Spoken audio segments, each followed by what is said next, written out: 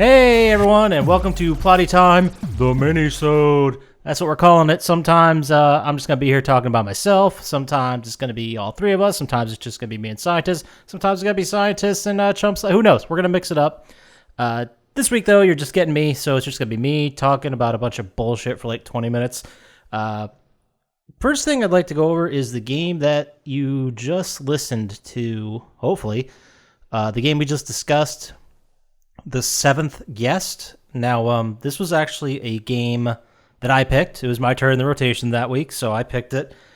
And I remember it very fondly growing up. I touched on this a little bit in the podcast, but I remember playing it at a friend's house. I don't recall if I ever had it. This was it was definitely after the first run of the game. I doubt it was 93, maybe like late 93. But most likely 94. I want to say spring, summer. I don't know why that time sticks out to me, but it does. And one of my buddies, their parents just got a desktop computer. It was one of those, remember? Some of you guys remember this. The Gateway computers that used to come out. Remember those? You could like go through a catalog and you didn't get to pick like every single thing, but you'd see like 8, 9, 10 computers with different specs from like the cheap, not cheap, but the low end that's for like word processing and bullshit. And then it goes all the way up to like the gaming PC, which probably is dwarfed at this point by your fucking phone. But that's neither here nor there. But anyway, so with these computers, you could add extra features. It's just like a car. Like you could pay extra for a radio, a CD player, or cassette, whatever. I don't want to say cassette deck. Jesus Christ, I'm old. You get the point. You could pay extra for extra features. One of the extra features they sprung for was the CD-ROM drive. Now, remember, this is at a time when a lot of games were on floppy disks. You couldn't really download them from the internet, even despite the small size. Like, everyone was so afraid, and still, I guess, is, of piracy. So, I mean, these games that came on floppy disks, like, I remember taking Doom 2 and copying that for a friend. And it was literally as easy as covering up like a little piece of plastic in the core of the floppy disk. And then you could just copy it. Like there was no real protection. The protection was like physical. And that's it. Which is fucking crazy to think about considering what we have now. But point I'm getting at is friend had a computer. They went and sprung for the CD-ROM drive because at the time those were brand new. They weren't brand new. We were like the second wave of adopters. The brand new when they first came out, like $500-$600, and then I remember buying one for a computer I had for like $100 maybe. This probably would have been like 96, $150. I don't remember, but it was like a 4-speed read or something like that. It wasn't even a writable. We didn't even get to writable yet, which is crazy. Okay, but I'm all over the place. So, parents bought the computer to work at home. It came with a CD-ROM drive, and I assume this was bundled in.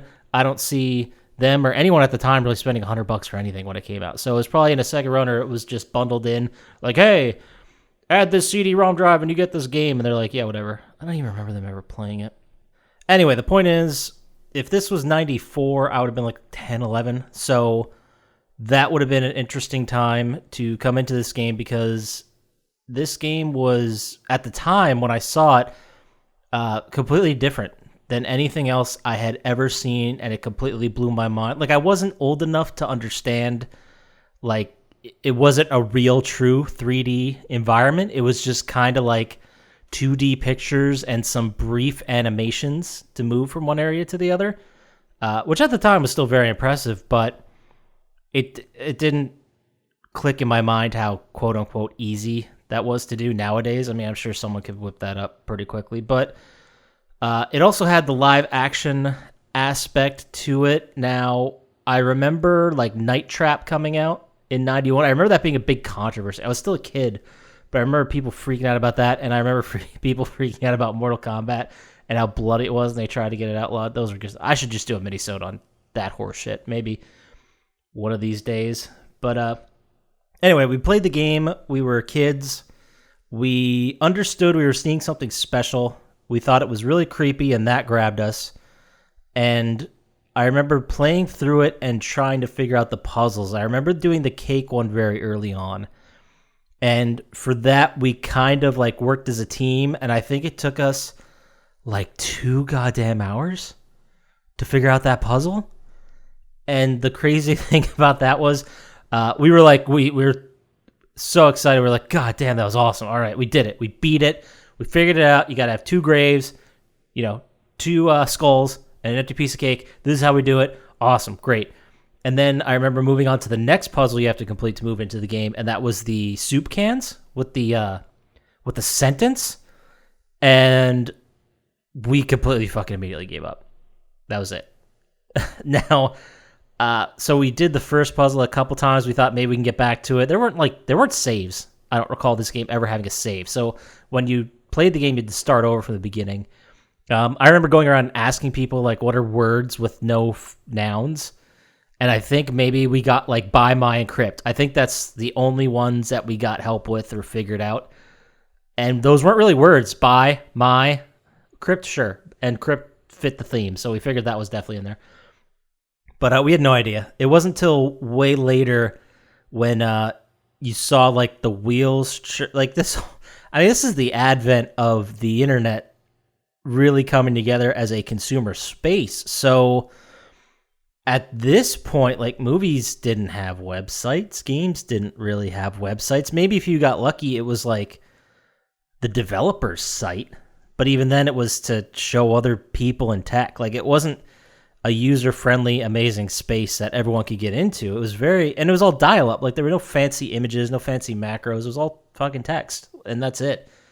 And I remember going, I want to say we learned it at GameFAQs or Game FAQs. I think that's where we got the idea. But eventually it put us together that we could find... No, I'm sorry, I'm mistaken. So we gave up on this game, moved on with our lives, which at the time would have been like what? I did mention in the podcast that we actually recorded that a while ago. So like Doom 2, Duke Nukem 3D... Like, those style of games were the cutting edge of technology. And, we were kids. We didn't have money. We couldn't go to a store and buy them. So we had what we had. I don't even remember who got us Doom. Like, a friend of a friend of a friend's older brother. Who the fuck knows? But we put down the 7th gas, went back to our lives, played these other games. And then years later, I remember finding, like, finishing moves for Mortal Kombat. Because I didn't know they were a thing, and then I read the back of the box eventually and figured out that they were a thing, but you didn't know how to do it. Like, the game didn't tell you how to do them. It didn't walk you through them. It certainly didn't have, like, a list in it of how to do that move. So you just kind of had to either figure it the fuck out, be in the arcade with a bunch of people, remember what you did, then share that with people. Or at this point, Game FAQs was online, and you can go on there and see exactly how to do every single one. I don't remember if, like, a developer ever put that up, or if that was just some asshole writing stuff down. Who knows? Don't care. God bless him. So, eventually we found the game. I put it together that, well, if there's answers to this game, there might be answers to other games. So I remember going, like, looking for the all game section. The 7th guess was towards the top because it was a letter. Or sorry, a number. And I clicked on it, and it had the answers to all the puzzles. And I was like, holy shit, we got to fire this game back up. We got to play it. And it wasn't like it is now, where every game that comes out, especially in PC gaming, wants to, create higher and higher specs for your computer, better graphics cards, better... like bigger RAM requirements, more processing power is needed to, like, run a game at a max settings. You didn't have that back then. It's just, it has to fucking work with a Windows computer. And that was that. But this, I remember we fired it up. We got in there, started playing, cheated our way through the entire thing, and then beat the game. And I even remember at the time being like, what the hell happened? Like, I didn't understand story or structure or, I guess, video games or anything, really. I was a kid. I was maybe 13 at this point. But I remember being very confused because it was not clear what happened, and I didn't have the capacity to see other examples in stories and then be like, oh, maybe this is like, X, Y, Z, and that's what they were going for, like a feeling that it wasn't real, or it was like a...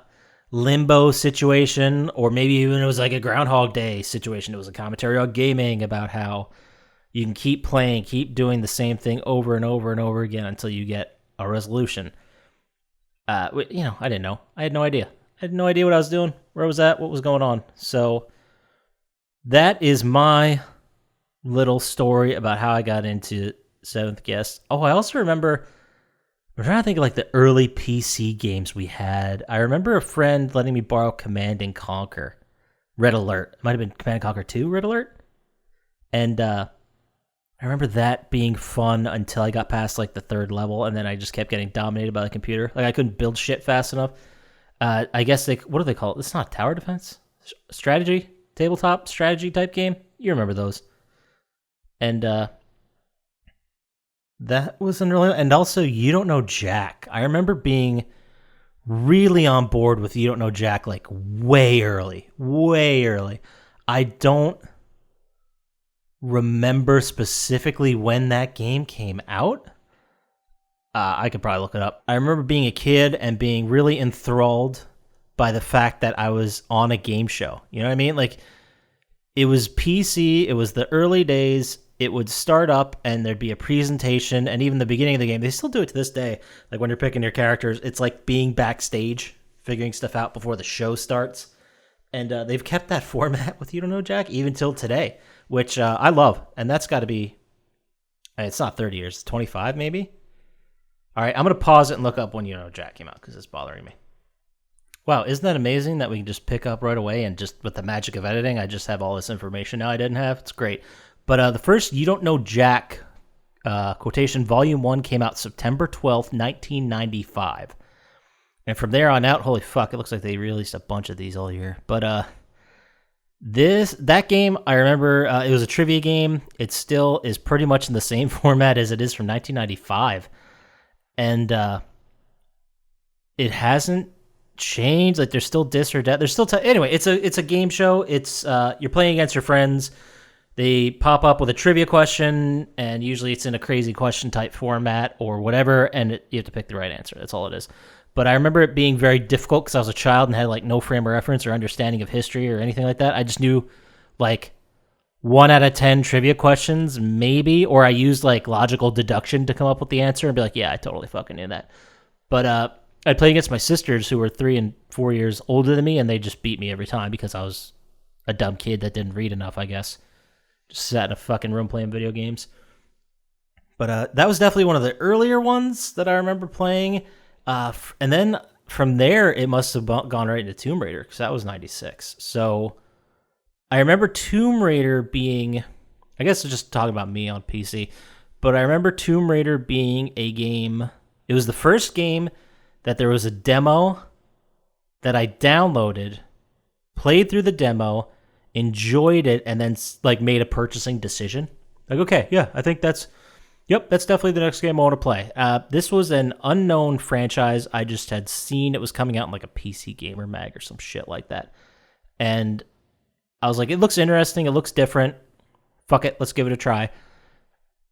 Demo worked. It was great. I loved it. I ended up playing the shit out of that game. I played through it like 5 or 6 times because I remember the first time playing through it not being that long. But at the time, games weren't that long. They were like 2, 3, 4 maybe hours.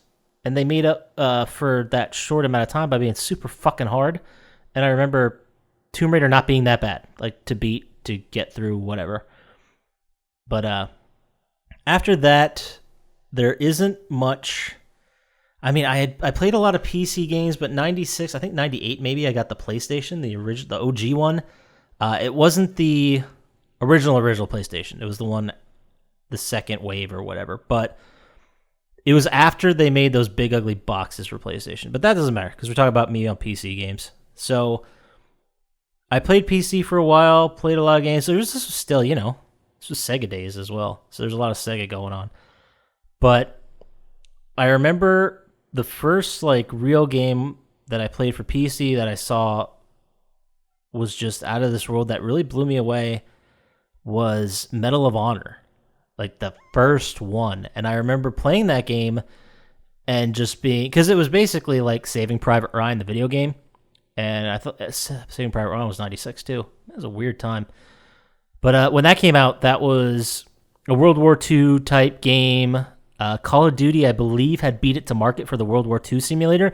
And I remember even as a kid being weirded out by the fact that, like, this was a real war that, like, our grandparents were in. And now they're making a video game, like a toy, of shooting and killing each other based on historical. It was weird. Now I guess no one gives a shit, so we just do it whenever. So, sorry, I guess. Well, either way. It was also the first game, the big game too, that had online multiplayer. And I remember playing that, but I also remember not being very good at it. Like, I could play it and have fun and sneak around, but this was also, guys, this was the days of dial-up. Like, you were playing online. Can you imagine playing online multiplayer on dial-up? Like, it's unheard of right now, because you think about your latency right now, your milliseconds and your lag and people bitching about their connections and all that bullshit. And dude, it was dial-up. Like, I remember playing games against people. I don't know if they had a shitty internet connection or I did, but they just teleported around, and then eventually you were just dead. That was it. That was, like, they were in front of you, you had them lined up, you pulled the trigger, then they were 20 feet to the left, and you're like, what the fuck happened? And then your screen went dead. You were dead. That was it. Man, those were frustrating times. I remember pulling it back out and playing it when I first went to college, which would have been like the fall of '02. Man, I don't even think that game was in style. Whatever. But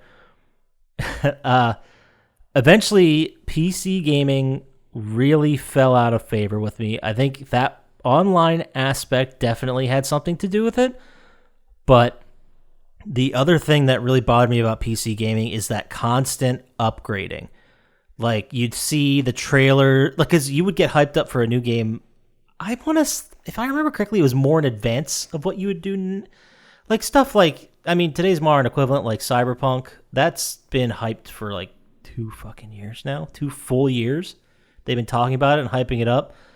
Games back then, like, you'd see a preview or you'd hear news of it from E3 when they were, like, you had a playable demo. But before that, you just have, like, music, like, articles and magazines with some screenshots, and that was fucking it. And and you'd use your imagination for what the game would be like. So I don't remember what the game was that came out, that the straw that broke the camel's back, but there was a game that was released that I was really excited about. I remember it might have been Medal of Honor. I don't know. I don't think it was, though.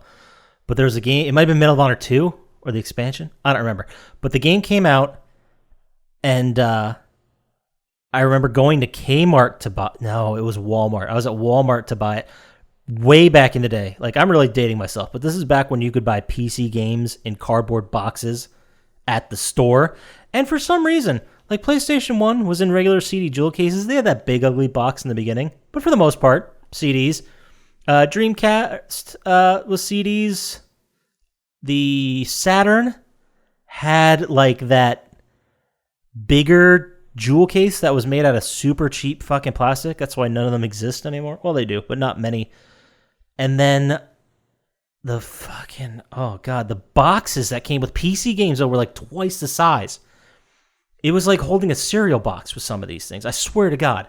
Look them up, I dare you. Especially the Tomb Raider ones, because I remember they were in like triangles. But anyway, so I went to Walmart to go and actually buy this game. I got it. I got it home, and I went to play it, and they're like, well, your graphics card is not compatible. So I would go online and be like, what can I do? How do I fix this? And they're like, download the new drivers for your graphics card. So I'd be like, all right, fine. So I went and downloaded them. They were like 45 megs, which on a dial-up takes, 9 fucking days. And then eventually you get it, you install it. You're like, all right, awesome, great, I'm ready to go. Then you try to fire it up and be like, ooh, sorry, you need to go get the game update. I'm like, oh, fuck, how's this? And it's like, oh, that's 100 megabytes. I'm like, oh, are you serious?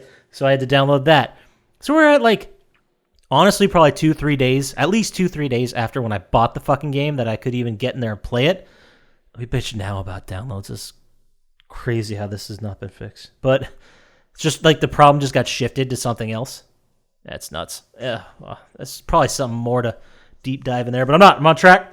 So the game I bought basically eventually updated the game patch, and then it still wouldn't work on my settings. So I just had to go buy a new graphics card spent probably at the time was like $200. Like at a time when I didn't have fucking money. I was a kid. Like I was mowing lawns for money. Like that shit. That blood money. You know what I mean? That allowance money that you spent like previous birthdays and Christmases or special events or whatever, and you put that money in like a drawer, in an envelope, or a fucking piggy bank, and you're like, man, this is blown money. Like I want to take this money and get as many fucking Swedish fish as I possibly can, shove them all in my face. But you're like, no, saving up for a video game. I can make it to $35 or $40, whatever it was. Oh man, great times. So eventually, I got that new card, put it in, the game would start, but it would be all sluggish and shitty. I'm like, what is going on? Then they're like, oh, you need more RAM. I was like, fuck it, done with PC games. Because I remember, well, actually, I was playing that game for a little bit, and then another game came out. It's like, oh, now you need to upgrade again. I'm like, nope. I'm not doing this. I'm not investing what at now is probably even more, but at the time, it was like $1,000 in upgrades or a new fucking computer every 6 months just so I could play whatever game came out. Like, I'm not doing this.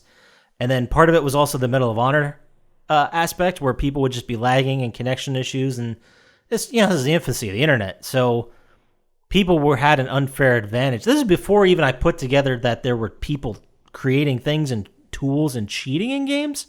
This is like before that. And I had already said, like, the playing field isn't fair. So I thought to myself, okay, what's a way to even this up? So I went with consoles from then on out. And I remember having a PlayStation 2. I believe I had it before I went to college. So it might have been like 2001, I think. Yeah, something like that. Yes, it was around there. And I would play like Madden and that was it. But at least you could play that. I don't know if you could even play it online at that time. I think you needed a special, like a network adapter for PlayStation 2. Man, I should get my facts straight. But the point is, I went to console, never went back to PC, and even today, like today I could actually afford to get a nice gaming PC. I could afford to update it. As long as I didn't screw up my finances, I could afford to upgrade it pretty regularly probably. And that's not a brag. It's just, I don't want to do it. I still don't want to do it. I don't want to deal with multiple loading things. I know if you game, I'm not hating on PC gamers. If you love it, go for it, do it. That's your thing. It's just a life and inconveniences that I don't ever want to come back to. Now, I've had people say, well, it's not like that anymore. People like games that come out, they'll support back X amount of years for hardware, but whatever. Like, I think the last game I played on a PC was Portal, and I'm 95% sure the only reason I played it on a PC was you could not get it on a console at the time. So I logged on and played it on a PC, and I remember even then crashing. Like, this was what was that game? The Orange Box was a game for PlayStation 3, but it was so rare you couldn't find it anywhere, so I couldn't get a hold of it, and that's when I played it. So this was like years after Portal came out. So my specs for my computer, which was purchased several years after Portal came out, I'm like, this will be fine, right? I can go back and run Portal. No, it crashed all over the place.